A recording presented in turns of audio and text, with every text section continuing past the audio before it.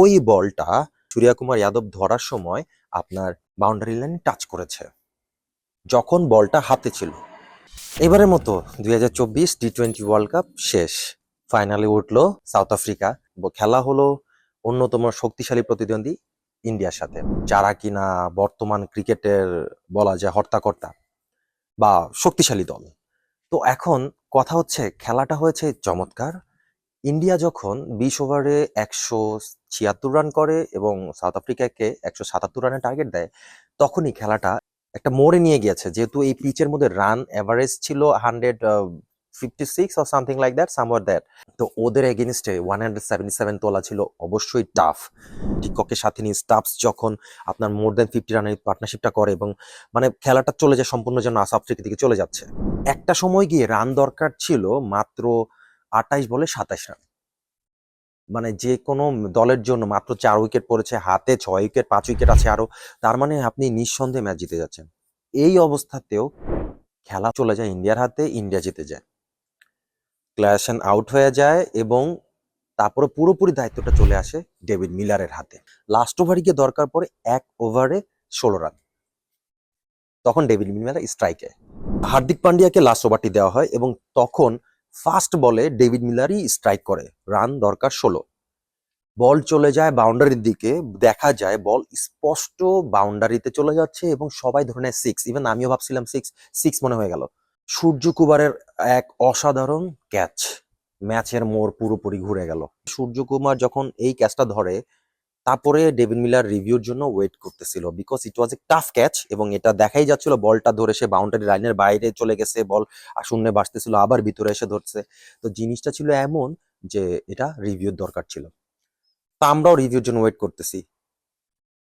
হলোটা কি, সাথে সাথে থার্ড আম্পায়ার, আপনারা যদি খেলাটা দেখে থাকেন অবশ্যই দেখেছেন, আপনারা একটু চেক করবেন, যখন সিক্সটা মারা হলো বা যখন বলটা ক্যাচ ধরা হলো, তারপরে কতক্ষণের জন্য রিভিউ নেওয়া হয়েছে? আমার তো মনে হয় রিভিউর জন্য একবার বা দুইবারের জন্য জাস্ট এক সাইড থেকে দেখানো হয়েছে। It was a nice catch, Suryakumar Yadav catch ধরে ফেলেছে।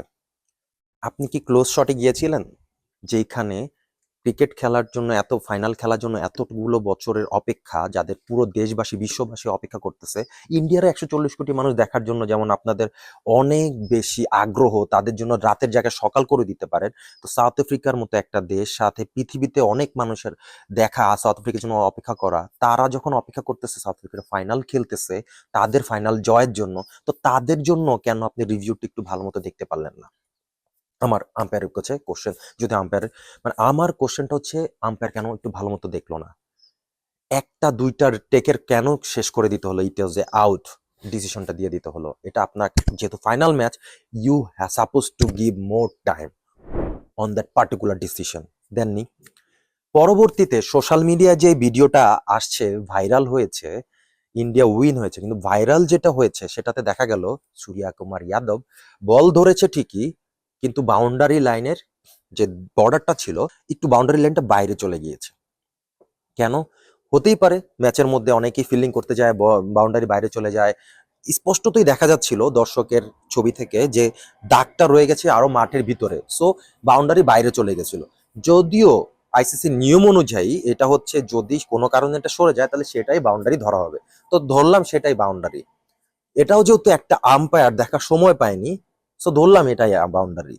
তারপরও দেখা গেছে, আপনি একটু স্পষ্ট যদি আপনি জুম করে দেখেন, আমরা যেটা দেখতে পারলাম সোশ্যাল মিডিয়ার বদৌলতে, ওই বলটা সূর্যকুমার যাদব ধরার সময় আপনার বাউন্ডারি লাইন টাচ করেছে যখন বলটা হাতে ছিল। সো হোয়াট ডাজ ইট মিন? এটার মানে হচ্ছে আউট। একটা থার্ড আম্পায়ারের কাজ হলো ফেয়ার ডিসিশন দেওয়া। একটা থার্ড আম্পায়ারের কাজ হলো যখন কোনো টাফ টাইম আসবে তখন তাকে সময় নিয়ে ডিসিশনটা দেওয়া। সে চাইলেই যে কোনো সময় ডিসিশন দিয়ে দিতে পারে না।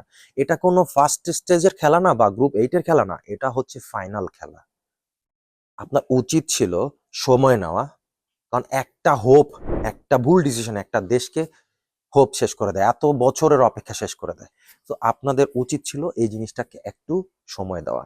এখন যেহেতু দেখতেছি বাউন্ডারি লাইন টাচ হয়েছে, যেটা সোশ্যাল মিডিয়া ভাইরাল, যদি এটা অ্যাকচুয়ালি হয়েই থাকে, এখন কি এটাকে রিভার্স করে নিয়ে যাওয়া সম্ভব? সম্ভব না। দল তো জিতে গেল ইন্ডিয়া, সাউথ আফ্রিকা হেরে গেল। ঘটনাটা এমনই, যখন কোনো দেশ জিতে যায়, জিতে গেলে তখন তাদের প্রশংসাতেই সবাই পঞ্চমুখ হয়ে যায়। কিন্তু বিহাইন্ড দ্য সিনে যারা এটার এগেইনস্টে খেললো এবং হারলো, যারা কিনা এটার জন্য তাদের কষ্ট, সাফল্য কথা কোনো কিছুই আর মূল্যায়ন করা হয় না। এভাবে যদি চলতে থাকে তাহলে ক্রিকেটের সর্বোচ্চ মাধ্যম যারা রয়েছেন তারা প্রশ্নবিদ্ধ হতেই থাকবে, আর হতে থাকলে মানুষের ভরসাটা, আশাটা নষ্ট হয়ে যাবে। কারণ খেলাটা হচ্ছে একটা ফেয়ার খেলার জায়গা। Cricket is a gentleman's game বলা হয় ঠিকই, কিন্তু সেই অংশটা আমরা কতটুকু ফলো করি?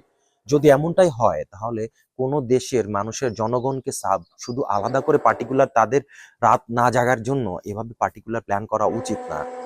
তাহলে আমরা রাত জেগে খেলা দেখি, আমাদেরটা কি আমরা জনগণ না? নাকি এটা হচ্ছে যে তাহলে আপনি কোন পক্ষটা নিচ্ছেন? যদি আপনাকে দাঁড়াতেই হয় কাঠগড়াতে, আপনি যদি দাঁড়াতেই হয় দুই টিমকে দাঁড়া করান, তাহলে সমানভাবে দাঁড়া করাতে হবে। আপনি যদি জাজ হন তাহলে আপনাকে সমানভাবে জাজমেন্ট করতে হবে। আপনি যদি জাজ হয়ে আপনি ওনার ভালোটা দেখতে গিয়ে শুধু একজনের ভালোটা দেখেন, একজনের ভালোটা দেখবেন না, তাহলে হচ্ছে কি এটা জাজমেন্টের মধ্যে পড়ে না। যেটা আউট হয়েছে সূর্যা কুমার যাদব যেটা ধরেছে সেটা আরো বেশি বিশ্লেষণের দরকার ছিল।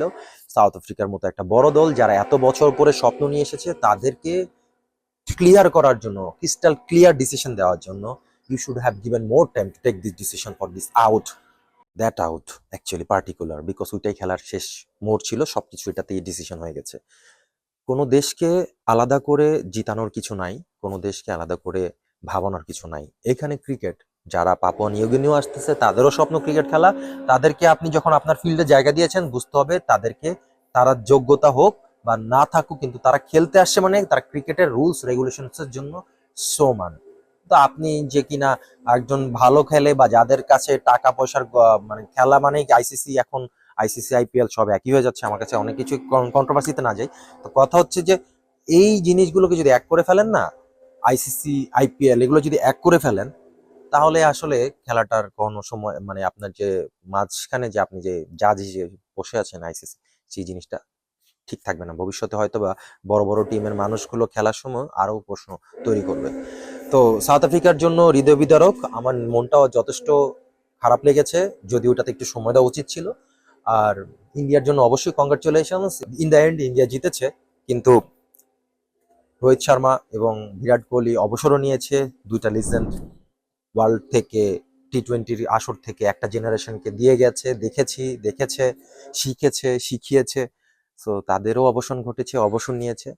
খুব ভালো, ইন্ডিয়ার পক্ষ থেকে এটা ভালো ডিসিশন ছিল, যেটা ভালো লেগেছে। আবারও দেখা হবে নতুন কোনো আলোচনা নিয়ে আপনাদের সাথে। ভালো থাকবেন সবাইকে। আসসালামু আলাইকুম।